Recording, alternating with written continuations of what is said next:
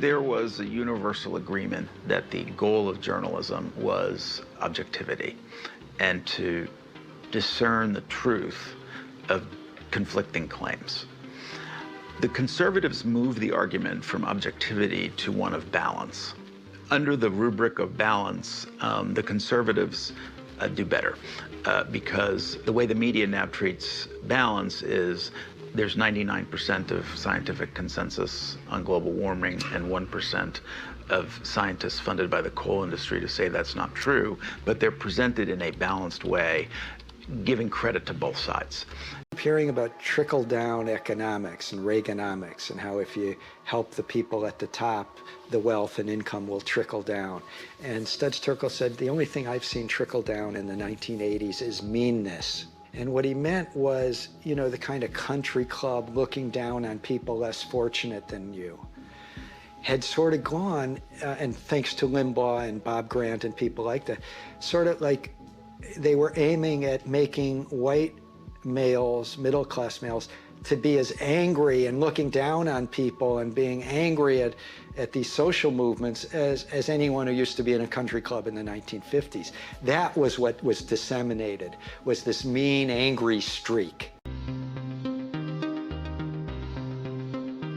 And the Fairness Doctrine actually said that you have to program in the public interest. And so as a result of that, radio and television stations had real news. It operated for 50 years. In 1949, it was actually voted in as law by the US Congress. It said if you are watching or listening to your local television or radio station, and there are points of view that are not being included in a discussion, and you wish for them to be in there, go complain to your station. If they don't give you satisfaction, then send a complaint to the FCC. It didn't guarantee equal time. It reminded broadcasters that they had a public trust, that they should include some views that might go against their own or that might not be popular or favorable to them. It was dropped in the 80s by the Reagan administration. The repeal of the Fairness Doctrine ended up resulting in an explosion of talk radio.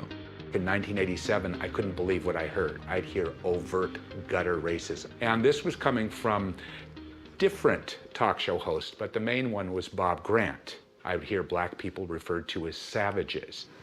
The savage mind, the primitive primordial mentality, being immature, anything they think they can get away with, they will press and press and press, which of course is what they've been doing all over the United States of America, not in just... The allure of the Limbaughs and the Grants is that they tap into a kind of resentment, a kind of insecurity on the part of mostly white men, in large part middle-aged and aging white men, a kind of injured pride that the world is passing them by.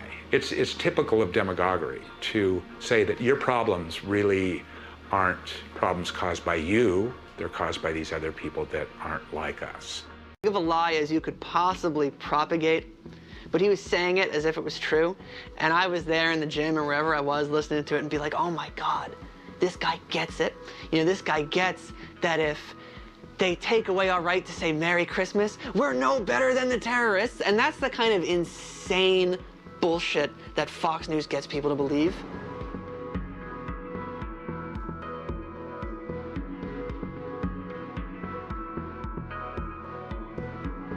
I never knew there was war on Christmas until my dad started sending us, the whole family, emails about dreaded, horrible, terrible, evil liberals who wanted to kill Christmas and liberals who didn't even want Christmas trees in schools or red or green allowed anywhere, and whether it was Christmas Day or not, in fact, it usually wasn't Christmas Day, he would just say adamantly, Merry Christmas, wherever he went.